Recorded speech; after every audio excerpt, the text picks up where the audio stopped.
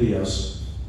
Again, before I turn it over to our moderator, I just wanted to review a couple of key points, and that the Chamber has always been an ardent supporter of educational systems. And we do this for one simple reason, is that no community can achieve any kind of sustainable long-term growth without a significant investment in our educational assets. And it's because of this link between education and economic development that the Chamber gets involved and is a strong supporter of our educational system.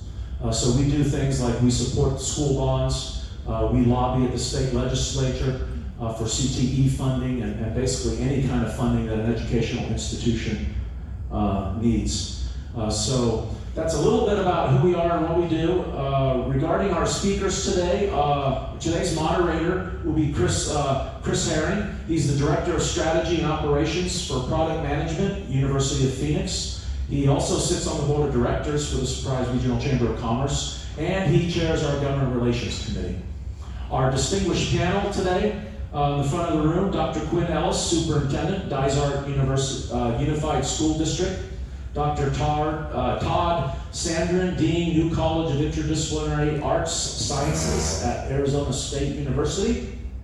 Dr. Isom Spencer, Director of Business Development and Government Relations at Western Maricopa Education Center, also known as West-MEC. And we also have Dr. Dennis Tyner, President of Ottawa University. Special thank you also to Dennis for serving on the Board of Directors for the Surprise Regional Chamber of Commerce. We appreciate that. So with that, I'll introduce, I guess I already introduced you, Chris. I'll let you take over and I'll make a couple of wrap-ups, comments when we're done.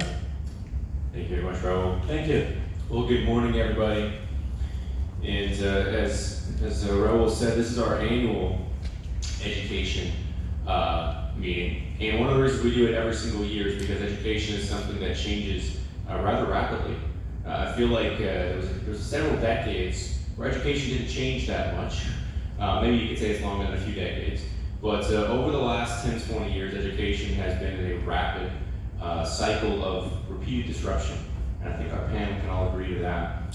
And this morning, we're definitely in a new stage of that disruption, partially brought on by the pandemic. And so as the Chamber has adjusted how we support businesses, we've also tried to adjust how we support education. I know, Dr. Kellis, you've experienced it at K-12 probably like you never thought you would, forcing every student to go through distance learning. And I know our universities and our career and technical education as well has had to adjust how do you educate. And so we're going to hear about some of those new challenges, how they're being addressed, and of course, for all of our businesses, the workforce. And really the goal of education is not to educate for its own sake, but to empower those learners to achieve new things and be able to explore new opportunities. So we're going to start off just kind of institutionally. Now, as we go this morning, for the four of you, you don't need to feel obligated to answer every single question. Some of them want to throw out. I'm going to let you chime in and kind of have that open forum. And we might speak over each other once or twice, and that's okay. But to start off, we will kind of go round robin. I'm just going to go straight in order here. We'll start with Dysart K-12, and we'll end down in Ottawa with our, I don't know if I want to say non-traditional university, but I got new model university. You got ASU traditional model and Ottawa new model. So Dr. Kellis, tell us what's new in Dysart right now. What's new in K-12 that we should be aware of? Well, thank you. It's a pleasure to be here and representing Dysart Unified School District. I will say that I have some amazing colleagues here, and we work with every one of these gentlemen and their institutions in a very collaborative way. So what's new? Well, somebody once said if Rip Van Winkle were to wake up today, the only thing that he would recognize would be education, because it's never changed since the day he died. Well, that's not true. There has been some pretty significant changes as education evolves and progresses. Yes, we still have classrooms, and we still have teachers, and we still have sports, and we still have arts. One of the things that we about 4 years ago were on the verge of was that everybody was thinking education is headed online. Everybody was predicting that the classroom would disappear, that the face-to-face instruction would be replaced with technology. The pandemic proved that's not going to happen, probably ever. That it was such a difficult experience for everybody. So in one respect, it's a celebration that we know that the value of what happens with the teacher in the classroom cannot be replicated anywhere else. But at the same time, what happens in the classroom with the teacher is changing significantly. As a district, some of the things that we have adopted as of recently, the last time I was here, I said these are what's going to happen, and now I can say these things have happened. We added 4 middle schools. So the configuration of going from a K-8 elementary school right into high school seems like, well, everybody on the East Coast says, well, that's nothing new. But middle schools isn't such a historic structure here in the West as much as it has been in the East. So in Dysart, we launched these 4 middle schools to prepare students better for, can you just hear me? Yeah. Better for high school and for college and for careers. So in our elementary schools, right now we offer the traditional curriculum, but for our middle schools now we have actually CTE classes in middle school. CTE being career and tech ed, that they are taking preliminary classes that set the groundwork for their high school CTE experiences. And they can take algebra, they can take Spanish, advanced language arts, but then they can also elect to get into some of these CTE classes, which starts creating or forming those passions for career-based future post-high school experiences and careers. So if I were to say what's the biggest thing happening at Dysart, I would say it's not COVID, it's not the things that you see in national media about what happens in schools. Here in our local community, in Dysart, we are preparing students for the future in a way that we have never prepared them ever before, and it's pretty exciting. All right, thank you, Dr. Kellis. Let's transition to our public university, Dr. Sandrin at ASU. What's new? Thank you, Chris. And easier question is probably what's not new.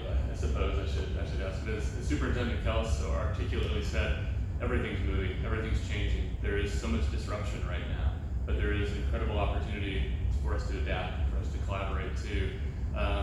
3 things moving quickly at ASU. I would say innovation, growth, and access. Innovation, late last night you may have seen as well, U.S. News and World Report ranked ASU #1 again in the nation for innovation 7 years in a row, so I had to put on my ugliest tie, maroon and gold as gaudy as possible, given that. And innovation manifests itself in so many ways across the valley, across the Phoenix metropolitan area, whether it's developing new technologies, whether it's creating new pathways for educational attainment.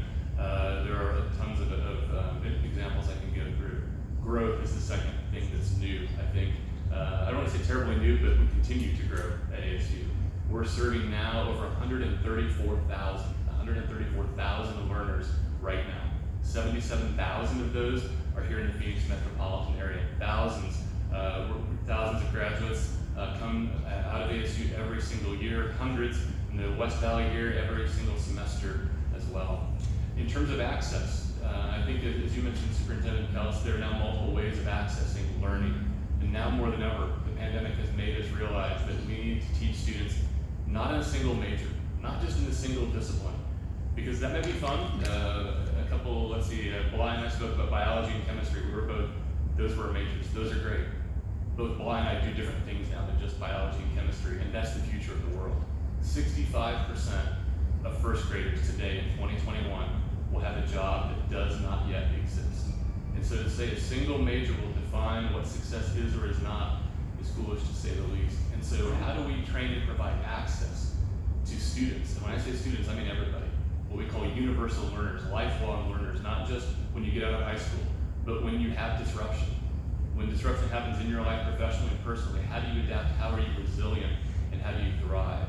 We believe that's through multiple ways of learning across majors, as we used to call them, across disciplines, but also across points of access. Maybe on campus, maybe digitally, maybe a hybrid model as well. So those are just 3 things moving at ASU right now. Thank you, Chris. Thank you. Now we're gonna talk CTED. If you don't know CTED, it's Career Technical Education District. So there's separate districts in the state of Arizona. And Dr. Isom, I've worked traditional higher ed, brick and mortar. I've worked private online.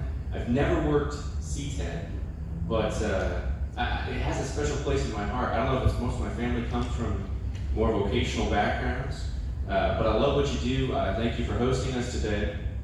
Tell us what's being disrupted here at an institution that I feel like historically has needed hands-on. If you're fixing airplanes, it's hard to do it on the computer. How do you adjust? What's new with West-MEC and with career technical education? All right, thank you for the question.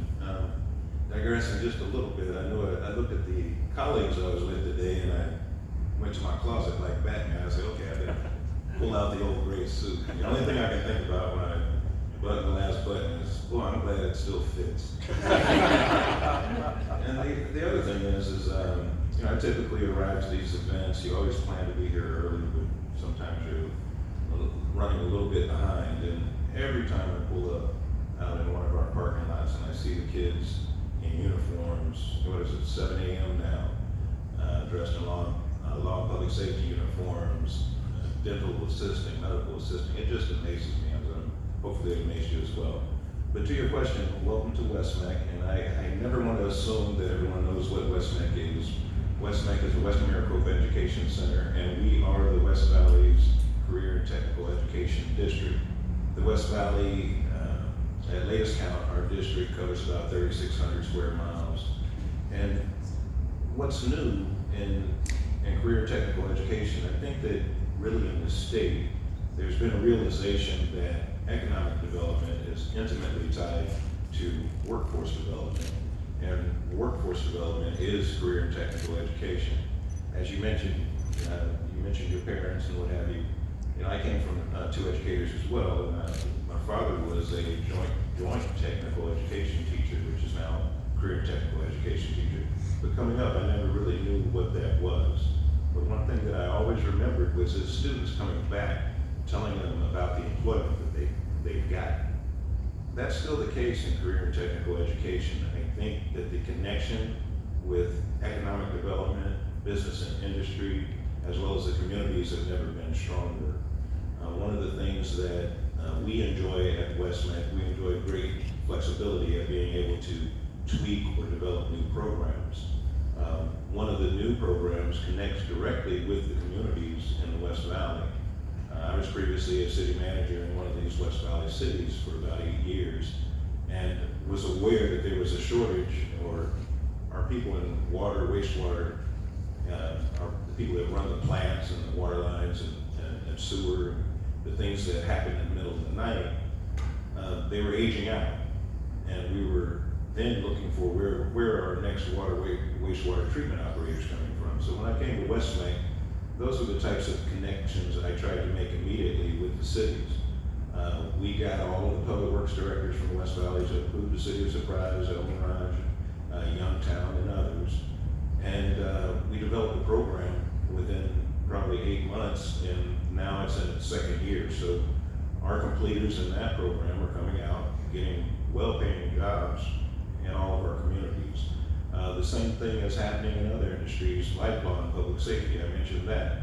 One of the challenges that West-MEC had when I came was they were trying to bridge. Kids would complete, they worked 2 years and complete their law and public safety program. Well, they had to wait till they were 21 before they could go into law enforcement. So another thought was law and public safety dispatchers. We're always having turnover in dispatchers and law enforcement. So I got with the West Valley Chiefs, and we injected a dispatch program. So now all of our students at age 18, they now not only come out with certification in law and public safety, but they're also certified dispatchers, and they're being hired in our communities as well. Same thing's happening with business. So It's a really exciting time. As was mentioned earlier, the legislature is extremely important to help career and technical education continue to advance. We've had a very successful first session of the 55th legislature.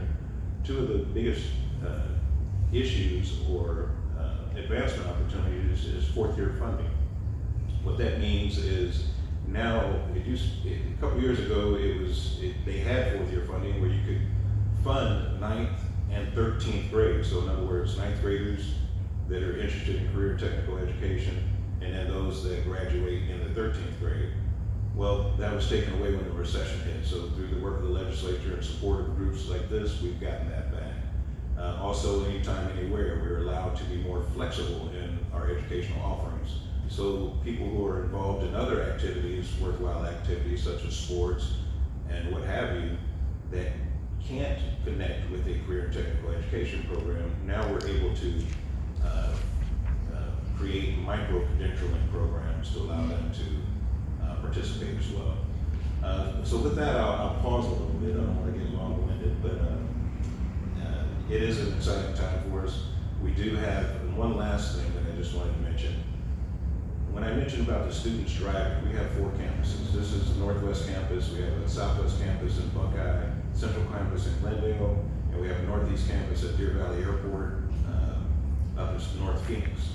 We've also purchased land to open our largest campus, which will be just off the 101 down around Indian School and Camelback on the east side of the 101. So we are growing to meet the needs of the West Valley, and it's an exciting time for West-MEC. But transportation is probably going to be our biggest initiative for this coming legislature.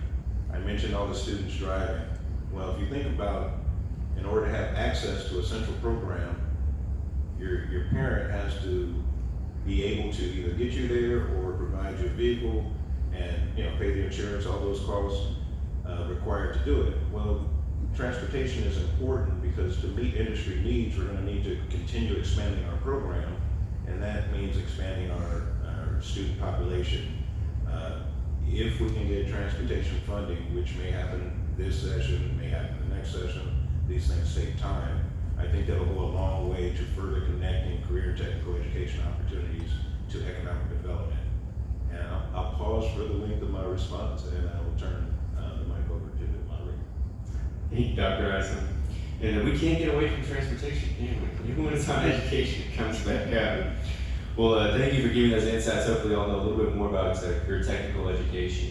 It's extremely vital. And I appreciate your comments on the funding issue. I know that's something the Chamber worked on. We worked on it with the City Council in Surprise. I know we worked on it with Ray Malmo, our other council members in Glendale, to make sure that funding was restored. It is crucial to workforce development. All right, Dr. Tyner, Ottawa University, you're the new kid on the block. Not as new as you used to be, but you're the new kid on the block. I'm not bashful with my colleagues to say, I love that Ottawa's in Surprise. You ask my wife, I talk about it all the time, because we both went to a school very much like Ottawa. In fact, Ottawa plays them in athletics, and we get to come be the opposing fans without leaving our home city. So I love that Ottawa's here and has made Surprise home. What's new? What's going on with Ottawa? Thanks, Chris. First of all, we have some tickets for you on the home side. We have those games at our school. Every time we go to school on a daily basis, there's something new, because being the new institution, or anytime something's happening in our institution, it's new for us. We focus on education and the well-roundedness of the student, and we've done that since we opened our campus. For us right now, I think the bigger focus is in a variety of different areas. We've got a lot of international programs that we're looking at right now, students from other countries taking programs with us, both coming here and as well as them taking their classes in an online environment and never having to leave their country, which is important today where it's difficult to get into this country now for education. I think collaborations are really important. We have a number of people from Ottawa University sitting in the audience. I thank you all for being here today. So a lot of them are working on collaborations with organizations. I think that is probably one of the most critical things moving forward for our organization and for education in general. It's how do you work with other organizations to do things together. In particular, from an educational perspective, It's collaborations with industry so that we're providing our students an opportunity to have experiential learning while they're in the classroom. I went to a co-op school when I was younger, many years younger, and I found that experience of working and interspersing work with my education was critically important, and we believe that's true today as well. So we're trying to enhance our classroom experience by having our students do internships or doing a variety of different shadowing jobs that they can have, or actually working for money, which helps them pay for their education at the same time. So a lot going on that front for us with regard to sort of enhancing our program. I think one of the other things that's critically important to us is just enhancing our reputation. Unfortunately, we're not ASU, and we don't have 130,000 students at our school, but we're closing in on 15% growth for this year in a time of COVID. We're really proud of the great work that Dr. Sandusky and his team did in bringing those students in, and we see great opportunities for us to continue to grow in the West Valley, and it's our desire to be the West Valley School of Choice. So for us, getting out and being out so other people understand who we are, what it is that we do, and what it is we provide for private education in a Christian environment is important to us. Thank you, Dr. Tyner. All right, so this one we're going to open it up. Again, not all of you have to answer, but you're all welcome to. But we're going to talk about the Northwest Valley specifically, and how do we advance education here, and how do we make sure that we have a next generation workforce. I think it's really relevant. If you saw the most recent census, the West Valley's always had a reputation of 65 plus, which hasn't been the case for a while, but it took the census, I think, to finally prove that. We've got more under 18 than we do over 65. And so we have a complete kind of 180 in demographic here in the Northwest Valley. So how do we empower and make sure that we have what we need for the future in our workforce? So what do we need to do? What do we still need to, I don't want to say fix, because that implies broken. I don't think we're talking about innovation in the future. What do we need to be investing in the Northwest Valley? Chris, if I might, you said the word innovation, so I have to chime in definitely. But I think Raul and I were talking about this earlier this morning, and one of the challenges may be, how do we ensure that our current and future students are aware of the assets available to them here in the West Valley? Number one in the nation for innovation. Many of our students aren't aware of what that is or what that means. How do we show them what that means? How do we connect them across educational enterprises, across K through 12, across West-MEC and ASU have been engaged in partnerships to think about seamless pathways to careers in high need, in cyber, in business, in IT. When you think about how wickedly complex a lot of the problems facing the world are today, whether it be COVID or whether it be supply chain issues. When I drove over here coming west on Bell Road, you see car dealerships. It's rather eerie to see not many cars on those parking lots. And you want to say, what causes that? It's not one particular thing. It's supply chain. It's semiconductor manufacturing shortages. It's biology, and then it's COVID. It's psychology, and it's mindset. It's economics as well. How do we connect students to particular points of contact where they can make a difference? How do we remind them that here in the West Valley, we've got all the assets they need from high school through CTE, through community college, through university and beyond as well? Thank you. If I may follow Dr. Sandin, I think creativity and education offerings and always seeking that. To put it in context, we are really promoting adult educational opportunities. We have had over 40 completion ceremonies for adult completers. And when you say adults and you break that down, you think about at-risk youth, and I believe that age goes to 24, as well as adults. The latest number that I heard was that in the state of Arizona, we have over 700,000 youth and adults that do not have a high school diploma. How do we connect with them and bring them back into not only the workforce, but education? At West-MEC, in trying to be creative, we've sought out partnerships such as with Rio Salado. I know Rio Salado has a GED program, the largest GED provider in the state. So they have a campus over here in Surprise, but we've also offered them the opportunity to have their first courses in our Southwest and our Northeast campus to further reach the West Valley. So now they have a campus here or program in Surprise, one in Avondale, and now with West-MEC's partnership, Northwest Phoenix, as well as Southwest Phoenix and Buckeye. So I think seeking out those opportunities, we are also FAFSA certified.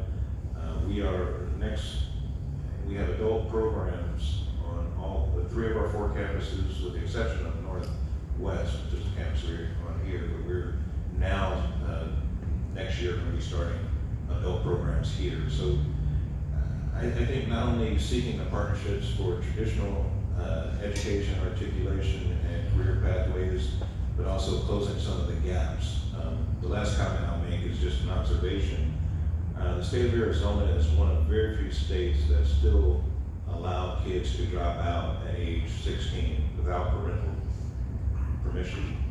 A lot of people don't know that, but it's fact. So again, not only working within our established lines of education, but reaching outside of those, identifying best practices, and pursuing those, I think will help advance education in the state of Arizona as well as in the West Valley. So. Thank you. And we had something come up, and I want to use it kind of as a bridge question or a bridge comment here. Dr. Sandra, you mentioned the supply chain, semiconductor. Arizona, if you're not aware, is poised to become a world leader in semiconductor manufacturing, and with that will come all the supply chain that goes into that. And right now, that is what's choking, I think, the global recovery, right? Is many companies that rely on semiconductors, or even things as simple as a car that has 11, 12 computers built into it, they can't get them off the line because they can't get the chips they need. Well, here in the Northwest Valley, that's going to change. We're going to be a global leader. We'll be the leader in the United States in semiconductor manufacturing, and some combination of Dr. Kellis and Dr. Isom and our 2 universities are going to have to meet that workforce need. So, as we talk about what's changed in the last 5 years and what's going to change in the next 5 years, what kind of things have you seen? And I'm gonna make fun of the question a little bit. I work in product management and higher education. I've worked in higher education for 14 years. And we don't plan beyond 6 months within the product space. Our executives ask us to, and say, what's gonna happen in the next 2 years? And we tell them straight up, I'll make it up for you. And then ask me in 6 months what was true. So, but for fun, predict for me the next 5 years, what do you think is gonna change, and how are we ready to meet those needs in higher ed? Or, I don't want to limit the higher ed, we have K-12 as well, we have the entire spectrum of lifelong learning here. Chris, I'll jump on that one. So Dr. Pell said up front, we wake up 100 years from now and education is the same. And in many ways there is some truth to that. There's a lot that hasn't changed in higher education. But you're starting to see a desire of higher education institutions to fall out of that mode right now. And I think what's happening is you're starting to see more like mass customization when it comes to education, as hard as it is to believe. We're starting to design an education for students, for each individual student. And I think you're going to start to see more and more of that happening as we're moving forward. So students no longer will be required, I believe, will no longer be required to follow fixed curricula. I think you're going to provide more opportunities for them to take courses that are in areas that might pertain to a particular discipline. I think you're going to see schools that are going to be designing curricula for organizations that they're trying to partner with. So you go and you talk to the company and they're looking for engineers. I'll use that as an example since you're talking about chip manufacturing and what have you. Well, engineers do a lot of things, and when you get into an education of an engineer, you can go in 100 different directions. Well, what is it specifically that a particular organization needs? There are very, very precise things that they're looking for. When we know in particular, if you'll excuse me, I'm going to talk about my profession, engineering, for a moment. We know that when an engineer graduates from college, an organization loses money on that engineer for the first 5 years, because it takes them 5 years to figure out the engineering business. But that wouldn't be true if you had co-op opportunities, job shadowing opportunities, and if you started customizing your education towards what an organization is after. Now you might ask what happens after that. I'll leave that question for somebody else. What happens when you want to leave that organization that you've just customized your education for? But I think you're going to see a little bit more of that in the future, more customized education. Yeah, that'll be different. Yeah, Dr. Kellis. I was asked recently if you could have your choice whether you could transport yourself in time, would you go forward or backward? And I said I would go forward. I'd just be fascinated to see what the future is going to be in 10 years and to have that vision of where we can be and what things will be like. I'm optimistic about it, by the way. And the reason I'm optimistic about what things are going to be like in 10 years is because I see the students that are in our classrooms today, and they are extraordinary. And oftentimes the youth get the short end of the stick, and you hear a lot of the national media hitting hard on public education, but I can tell you that there is great reason to have optimism in our future workforce based on the students that I see every single day in our schools. So I see the future next 5 to 10 years as bright.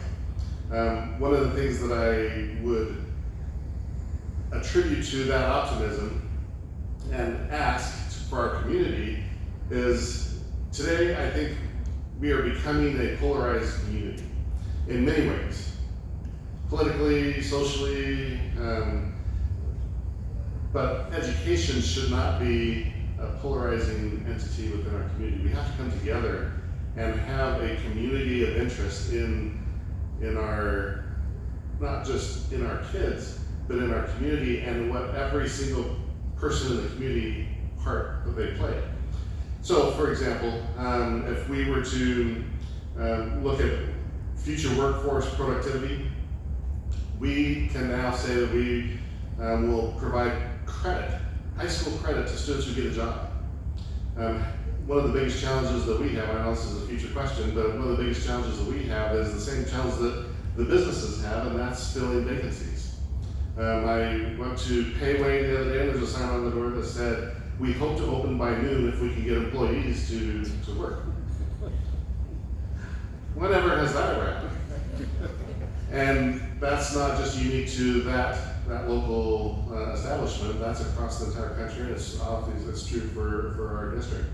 But if we look at this as we're all in this together, then what can Dysart do to help the Payway? What can Dysart do to help every business that's in the community? And at the same time, helping our students develop that workforce future exposure to careers that they might be interested in.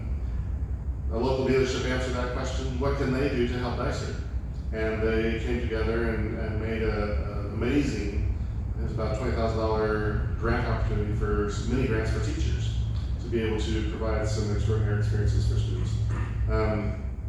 Often we put our hat out and ask for money, and there's opportunities for us to give back and to share. So I think this opportunity for a bright future is that we stop polarizing ourselves and that we come together and all look at the opportunities that we can accomplish by working collectively and collaboratively.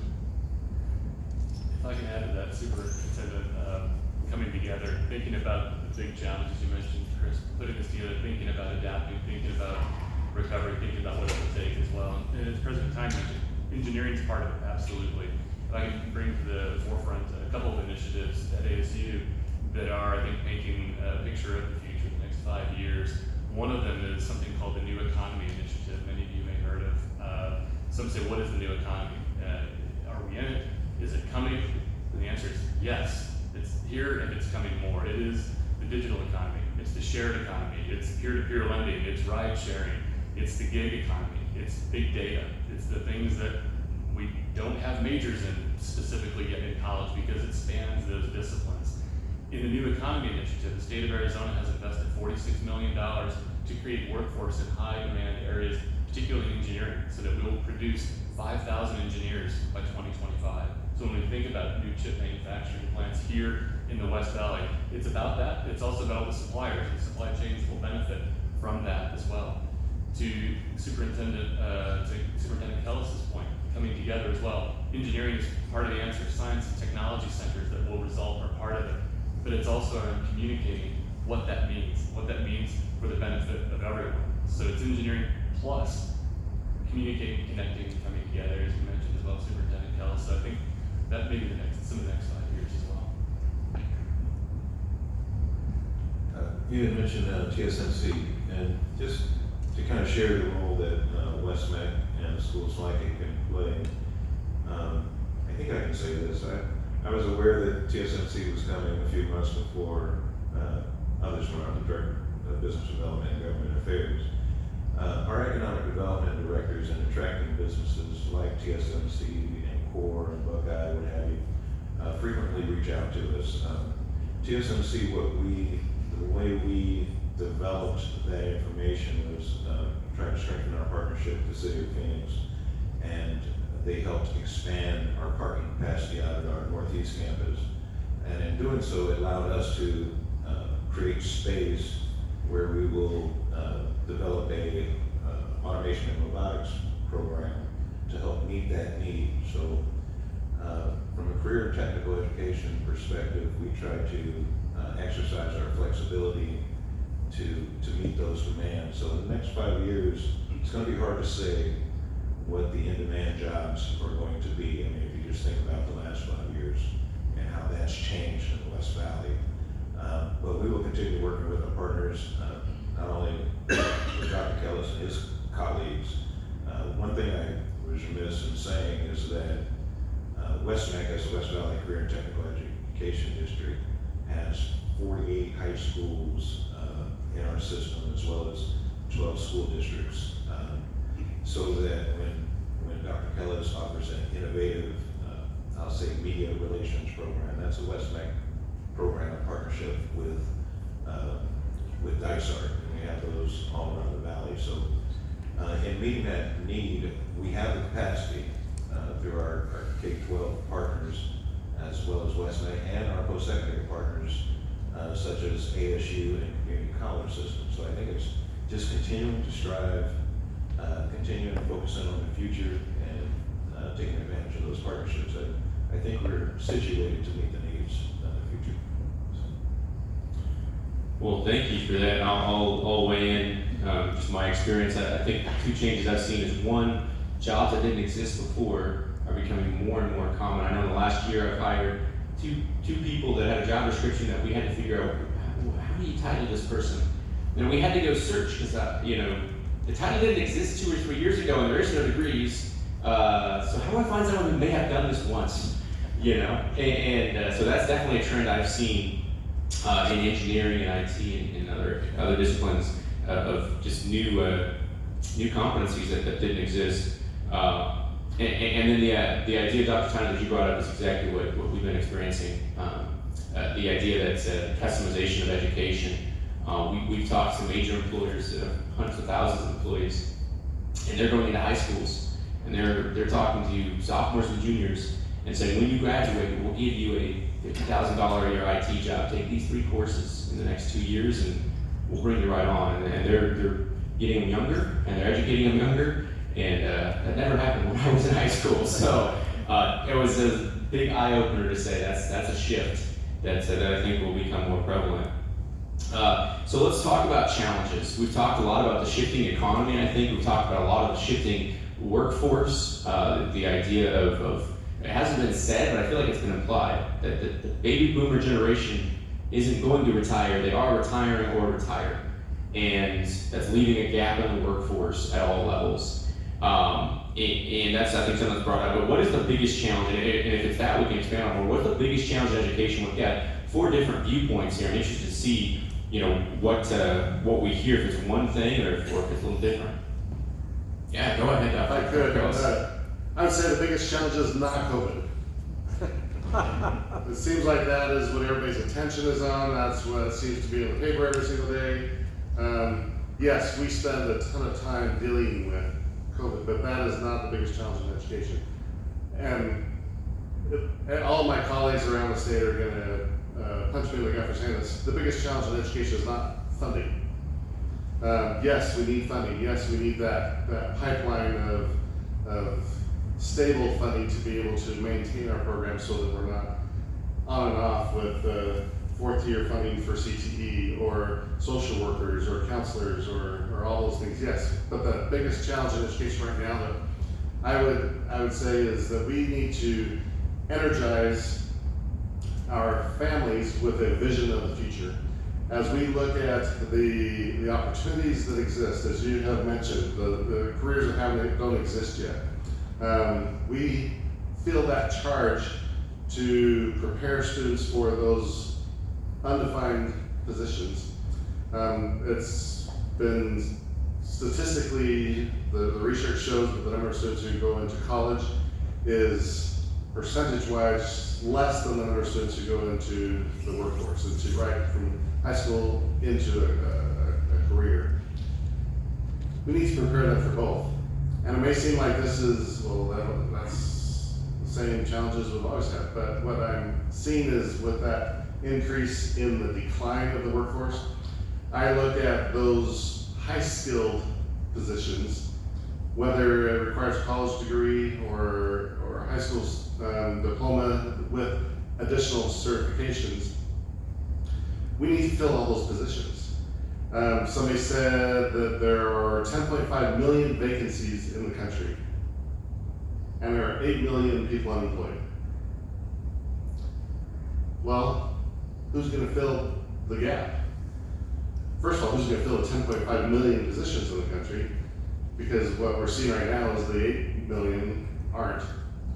So as we look at as a national, local, and even our local community challenges, our challenges at district is to make sure every single student is prepared to fill those high-level skilled positions.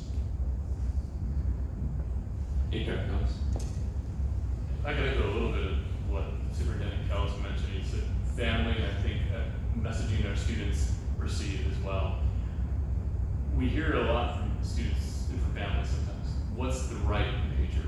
What's the best major? And it's a really important topic, don't get me wrong. But beyond the major, beyond what comes next, in making a difference in workforce, in creating opportunities, creating those, what we like to say is you change agents who work in jobs that don't yet exist. When we do that, it's above the major. It's more about resilience and adaptivity. That again, when the world pivots, when COVID happens, when something else happens, how do you adjust and adapt? Think just for a second about 18 months or so ago, March 2020, when the pandemic hit. Different groups experienced different levels of employment drops. There were some groups that experienced an employment drop of 30% in only a month or two. 30% employment drops. There's one group that dipped only to about 6 or 7%, and then by June of 2020 had recovered largely to pre-pandemic levels. That one group is those who have attained a bachelor's degree. It's not because there's a magic in a major, but it's because I would argue they've figured out how to adapt. And if we can get and work with families, and work with the community, and work with employers to message that this is about adaptivity, this is about resilience, this is about being what President Crow likes to say, anti-fragile and shatterproof, then we can achieve something big. How do we do that? I think we do it through reducing present time, in part real-world learning, experiential learning too. Not just learning in the classroom, that's critically important, don't get me wrong. But how do we build those who realize, before they even graduate from one of our programs, that they have what it takes to be resilient, to figure it out. Experiential learning is one of those examples. At ASU, our faculty are knowledge generators, they're scientists, they're artists. And so what if we put together our students with our faculty to create the next generation of anti-cancer drugs and anti-Alzheimer's drugs? That happens at ASU's West Campus, actually. What if we go beyond the borders of the campus and partner our students, say for example, in data science or statistics, with businesses who need that type of support, not only to benefit the businesses, but to create workforce in those businesses and to help those students make the networking and the connections they need to. We've done this with Banner Health, we've done it with Arizona Coyotes, and Ping Golf as well. It hasn't improved my golf game at all yet, though, but nonetheless, it's been a success. With that, I'll stop there. Yeah, I'll jump in, and I'm going to hit this in a little different way. I want to look at the students in particular, because I think some of the challenges today are, for us, are the students. Sometimes they don't like to talk about it. Dr. Kellis, you said that the students are great, and they are great, but there are more mental health problems today in the student population, and those are the major problems. They're problems from K through 12. They're problems for us at the collegiate level. So that's a major challenge for us. How do we handle that? And then I want to go to the education side. And I have noticed, this is me personally, that I've noticed a dramatic shift in the reason that students go to college. And that shift is that students now go to college to get a degree. A lot of them are not going to college to earn an education. At least they don't know that when they first go to college. They're going to school to get a degree because they need a degree to get the job or whatever it's going to do for them. And so, to that end, it means that they're not focused immediately on their education, which is ultimately what's going to get them places when they graduate from college and get into the workforce. It's going to be what they know and how they can apply it. Today's students, the best students today, are better than they've ever been in my lifetime. The brightest kids are way smarter than I ever thought of or dreamed of being when I was their age. But the problem is, the average student is at a lower level than before. And we need to figure out how to bring that level of student up. And what's lacking in their education is critical thinking. They're not taught how to be critical thinkers. They're being taught a bunch of facts, and what they want to do is they want to recite facts back to us. When they're given an exam, I can't tell you how many times in the classroom I've heard students ask me, is this important and do I need to know this for the exam? Well, if I'm teaching it to you, it's important. I don't know if it's on the exam, I haven't written the exam yet, is the answer that I always give them. So they're focused more on what do I need to do well, to get that degree that I'm after. And what we need to do is we need to change their focus to the education is important, and ultimately in the end, it's going to make a world of difference for you when you graduate. And I think the piece of the puzzle that's missing is it's about hard work. So a lot of them think that being intelligent is natural raw ability, and there is a piece to that. But hard work is what drives these kids to being very successful. And we need to convey that to them and somehow find a way to encourage them to be there, to be working in that world, so that by the time they graduate, they will differentiate themselves from other people. So I think those are the biggest challenges that we're facing at the collegiate level. When students are coming to us, their preparation is different. I don't want to sound like an old man sitting on this stool. I didn't say that their preparation is wrong, it's different. And we need to meet them halfway. Some of what we're used to and some of what we want to do is right, and some of what they do and what they want to do is also correct. And we need to meet them halfway to get them to where the world needs them to be.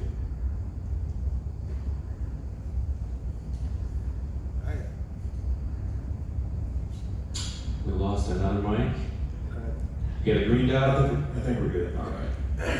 I guess in my view, I think that if our lens and viewing education in Arizona is about the children, I think that I think we'll have more to agree on than disagree.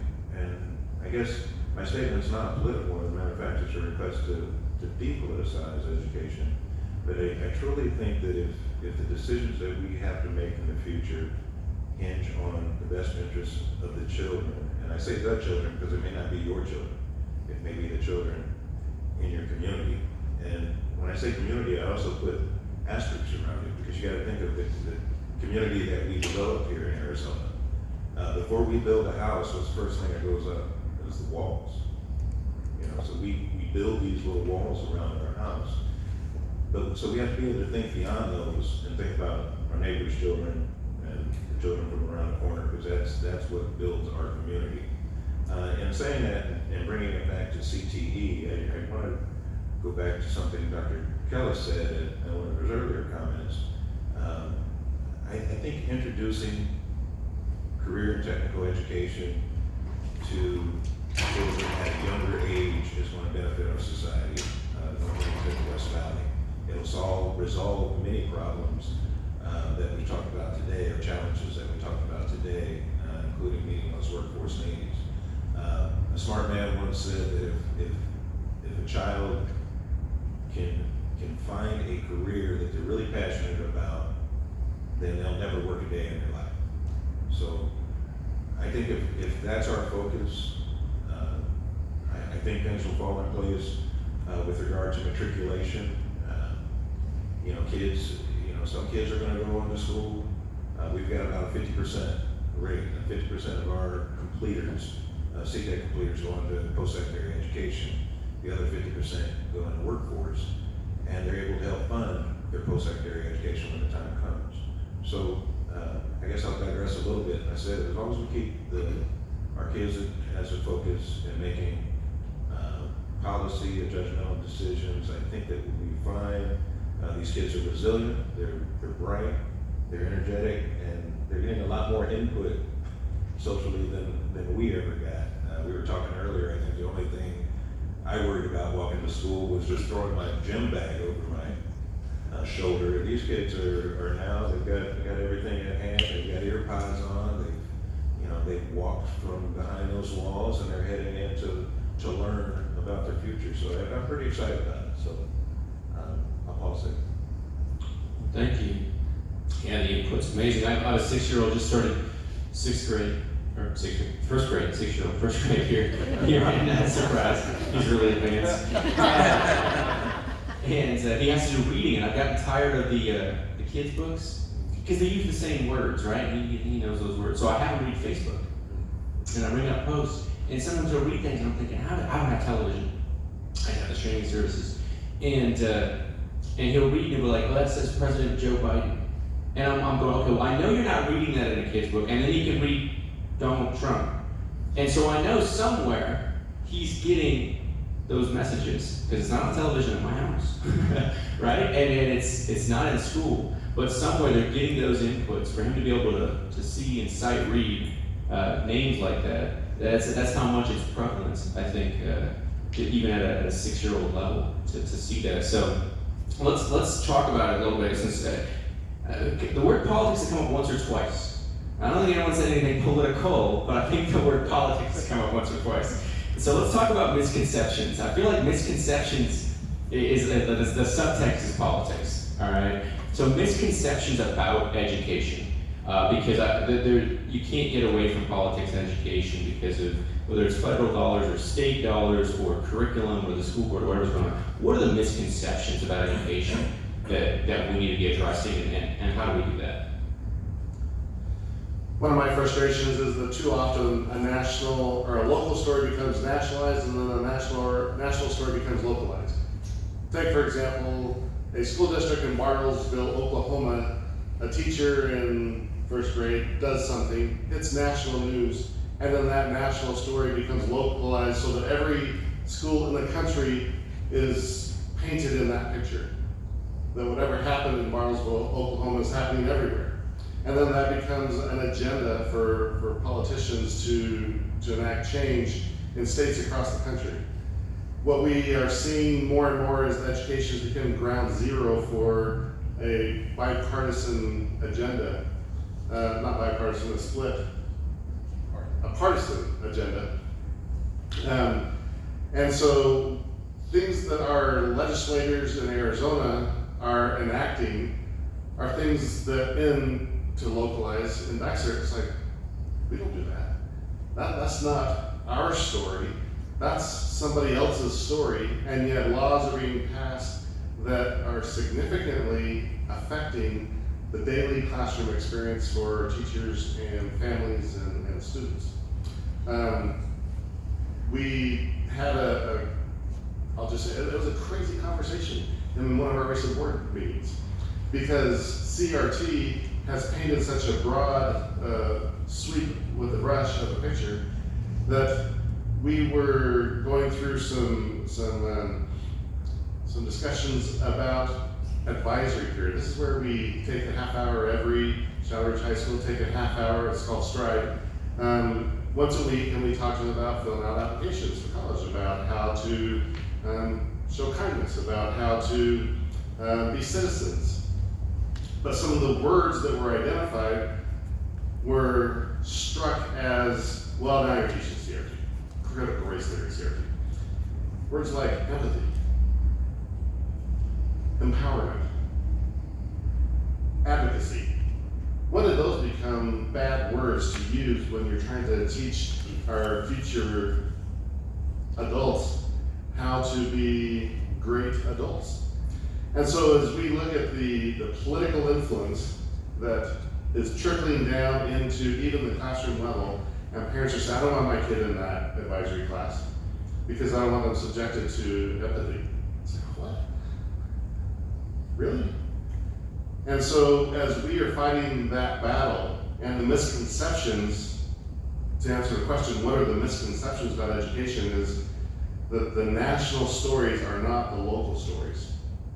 And we have to change that dialogue so that our community understands that their local schools, well, find out what's happening in their local schools, find out what the curriculum is, find out what STRIDE is, or every high school has a different acronym for that. And let's move forward and not keep pushing up against those partisan barriers, because education shouldn't be about the political agenda, it should be about education and preparing students for their future. Thank you, Dr. Phillips. Anyone else? I look at the face and I say, this is a third rail. No one wants to talk politics with education. I'll jump on the third rail. I don't have rubber shoes on. No, actually, I just want to make a comment that may take it a different direction. I think that our legislature, just last week we toured representatives from LD 21. We had Representative Payne and Representative Pingarelli, as well as members of LD 21's Republican group. But we toured this campus and we visited the programs in this campus, and just watching them interact and watching their interests, we have very similar reactions to other groups that come through as well. But all of them aligned with, I guess you say, tempered amazement at how advanced our youth have become or can be when they're in the proper environment, one that they feel comfortable in, and one that they have chosen. So I think as far as when you think about politics on the state level, as I mentioned earlier, we had a very successful legislature this last go around, and we hope that this next year will be just as successful for support of CTE education. So I guess my end comment is that when you think about something that is a misnomer, or what that is that we'll never come together on education. I think that this last legislature, and hopefully our future ones, will suggest that we can come together. I can't speak for all of K through 12, but I can speak for CTE. It's been a long, hard fight to get to a point where our state legislatures and community see the value in CTE. 3 years ago when I came on, one of our biggest challenges was, I hear at our board meetings, well, nobody knows who we are. Well, they took steps to make sure that they did. It's a big orange building, and all of our buildings are orange. And we want you to see it, and we want you to come in and feel it. So, I guess that's the way I would respond, is I think that even partisan groups can come together on a common cause, and hopefully CTE in the state is one example of how we can continue to advance. Thank you. All right, we're about out of time. I'm going to pass it back over in a moment to our CEO, Raul. Any comments, anything we haven't touched on in education? We've been all over, which I think is fantastic. It's about jobs, workforce, changing challenges, a little bit of politics. Anything we've missed? Well, I know that everyone that's here in the room, I can tell you, if you've been listening intently, and hopefully on Zoom, you've caught this. The Northwest Valley has a great leadership group with education. That's not the case everywhere. If you're surprised, don't get spoiled. Most regions don't have an Ottawa in-house and a career district with a large, beautiful, well-equipped campus down the street, and a superintendent that's innovative. I've loved some of the innovation that Dysart's been doing, and then obviously ASU, our premier. I'm going to get U of A and a U thing, but our premier state institution. I'm not an alumni, I've already said that, so I'm not being biased, but we have a great foundation here for education to meet the challenges. I'm excited. I'm glad they call Surprise home, and I know my kids have great opportunities here as they grow up with education to get the skills they need for great employment later on. So I'm going to hand it back over to Raul to close our session this morning. Thank you, Chris. Let's give a round of applause for our speakers. you guys. That was very insightful, so I wanted to thank everybody again. A couple of quick housekeeping things before we adjourn. On everyone's tables, our Celebrating Community Festival event, which is coming up this fall. We're not only advertising that to the general public, but we're also soliciting sponsors and exhibitors for the event. Ottawa University has been gracious enough to open up their campus for that event, so thank you again, Dennis, for that. And that event is a little bit unique and different for anything that's really happened in the community. Because the Chamber serves a very unique role in trying to build and enhance our communities, and we also, because of our unique role in the community in terms of trying to build a stronger community, we feel strongly that you cannot have a strong community without having a vibrant, healthy business community. So we're trying to really bring those two elements together and to also showcase the city center here.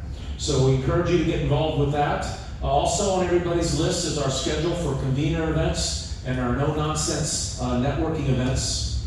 So if you're interested in that, please check that calendar. Another item that's going to be breaking today, we have a Chamber advisory going out at 9 a.m. And what we've done, for those of you who are talking about politics, but I've been getting a lot of calls from a lot of businesses with a lot of questions and concerns about the vaccination mandates. Everything from legal liability to HR issues, and so on and so forth. The costs. The other big thing I get a lot of concerns is that what that might do in their ability to hire and retain employees, given the current shortage. So there's a lot of concerns. So in that vein, on September 30th, we've gotten two premier labor law attorneys from two firms. September 30th.